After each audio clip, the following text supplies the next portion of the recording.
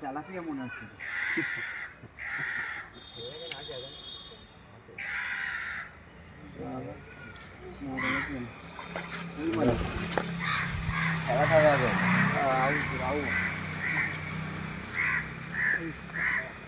বেরিয়ে গেল নাকি? ভালো মাল তুলেছে এটা। আটটা ভালো মাল তুলছে, বড় মাছ, এর থেকে বড় মাছ তুলে যাচ্ছে। আইলন ঠিক আছে। নইমি রাখি নাই তো, নইমি রাখি।